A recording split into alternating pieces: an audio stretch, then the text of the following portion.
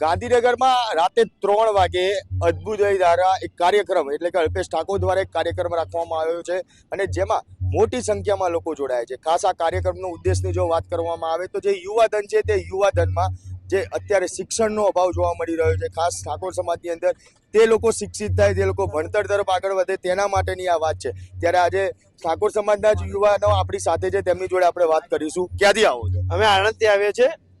અમે અમારા ઠાકોર સમાજ આગળ વધે એના પ્રત્યે અમને ખૂબ પ્રેમ ભાવ છે, એટલે અમે અમારા ઠાકોરની ક્યાં બી મિટિંગ હોય અડધી રાતે અમે નાચીએ છીએ, દોડધામ કરીએ. પણ ખાસ જે વાત અલ્પેશ ઠાકોર દ્વારા કરવામાં આવે છે કે આજે ઠાકોર સમાજની અંદરનું જે યુવાધન છે તેમાં ભણતરનો અભાવ જોવા મળી રહ્યો છે. તો એ ભણતરમાં જે ઠાકોર સમાજના જે યુવાનો છે તેમની અંદર ભણતર આવે, તમે પોતે યુવાન છો તો હવે કઈ રીતે લોકોને જાગૃત કરશો? તમે પોતે ક્યાં સુધી ભણ્યા છો? અમે 12 પાસ કર્યું છે ને આગળ કોલેજ કરે છે. અમે બીજા બી ઠાકોર સમાજના છોકરાને આગળ વધીએ એની અપેક્ષા રાખીએ છીએ. શું નામ તમારું? વિજયભાઈ, તમે ક્યાંથી આવો છો? આણંદથી. તમે શું કહેશો જે પ્રમાણે જે વાત છે કે વ્યસન મુક્તિની વાત હોય કે પછી યુવાનોને ભણતર યુવાનોની અંદર આવે એના માટેની વાત હોય, આજે અલ્પેશ ઠાકોરે જે આ મુહિમ લઈ ચાલી રહ્યા છે, તમે એમાં જોડાયેલા છો, તમે કઈ રીતે લોકોને જાગૃત કરશો? અમે અલ્પેશજીની વિચારધારા પ્રમાણે આગળ વધીશું. અમે એમના જ રસ્તે ચાલીશું. અમને આવનાર યુવા પેઢીને પણ એ જ કહીશું કે આવા કાર્યક્રમોની અંદર આવી જ એમને માહિતી મળે, એ આગળ વધે અને જે આપણે ભણતરનો અછત છે, જે વ્યસન છે એ આપણે મુક્ત કરીએ એવો આપણે પ્રયાસ કરીએ. તમારું શું નામ છે? મારું નામ યોગેશ ઠાકોર છે. યોગેશભાઈ, ક્યાંથી આવ્યા છો, શેના માટે આવેલા છો? હું સાણંદથી આવ્યો છું અને હું આમ આદમી પાર્ટી સાણંદ પાવર વિધાનસભાનો પ્રમુખ બી છું અત્યારે હાલ. શેના માટે આવ્યા છો આજે?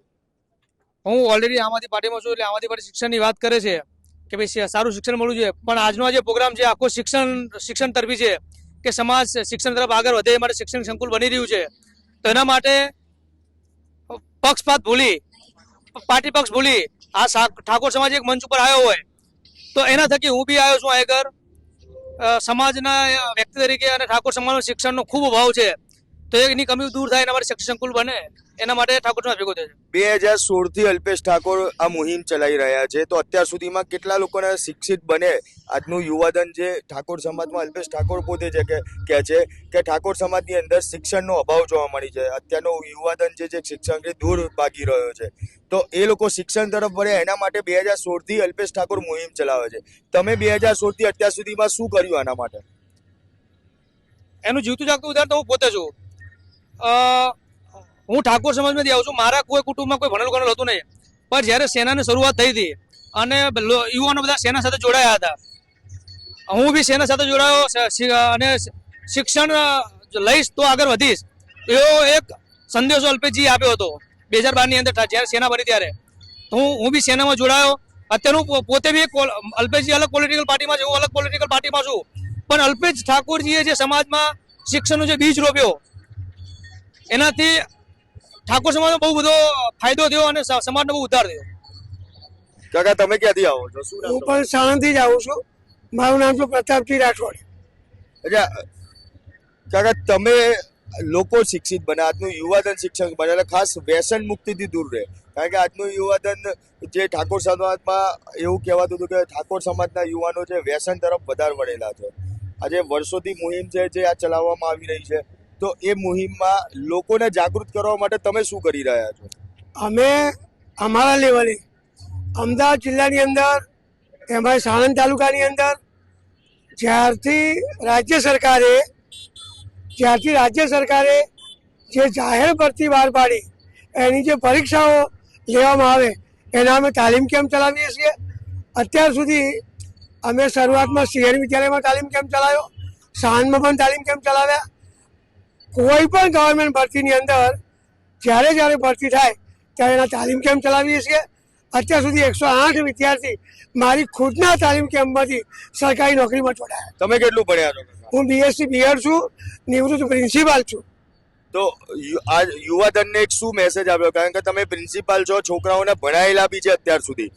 આજનું યુવાધન તમે બી જોયેલું છે કે અત્યારનું યુવાધન શિક્ષણ માટે ક્યાંક દૂર ભાગતું એવું દેખાઈ રહેલું છે.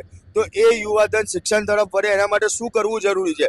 રાજ્ય સરકારની જે પોલિસી છે તો એની અંદર શું ફેરબદલ લાવવા જરૂરી છે તમારી દ્રષ્ટિએ?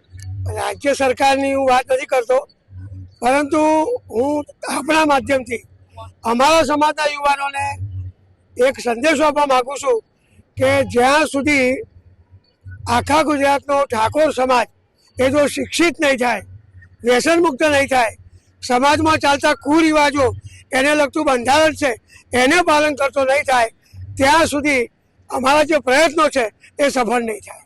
એટલે હું એવો સંદેશ આપવા માંગુ છું કે કોઈ પણ સંજોગોમાં, કોઈ પણ પરિસ્થિતિમાં આ ઠાકોર સમાજનો યુવાન શિક્ષણ ક્ષેત્રે આગળ વધે એ દિશામાં સમાજે પ્રયત્નો કરવા જોઈએ.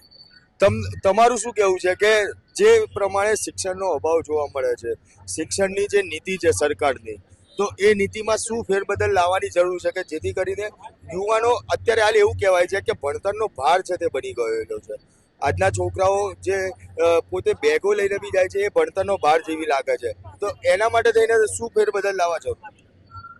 હું તો એક જ વાત કહીશ કે હું આમ આદમી પાર્ટીમાં છું, પણ દિલ્હીની અંદર કેજરીવાલ સરકારે જે સરકારી સ્કૂલો બનાવી હતી સ્ટાન્ડર્ડ લેવલની, ઇન્ફ્રાસ્ટ્રક્ચર હોય, સ્કૂલોની અંદર સ્પોર્ટ કોમ્પ્લેક્સ હોય, જે બધું દિલ્હી અને પંજાબની અંદર આમ આદમી પાર્ટી સરકારે જે કર્યું હતું, જો એવી સુવિધા, એવી સરકારી સુવિધા જો ગુજરાત ગવર્મેન્ટ ગુજરાતની અંદર એવી સ્કૂલો, સારી સ્કૂલો બનાવે તો બાળકોને બી સ્કૂલે જવાની મજા આવે અને શિક્ષણનું જે સ્તર દિવસે દિવસે ગુજરાતની અંદર ઘટતું જાય છે એ વધારે આવે.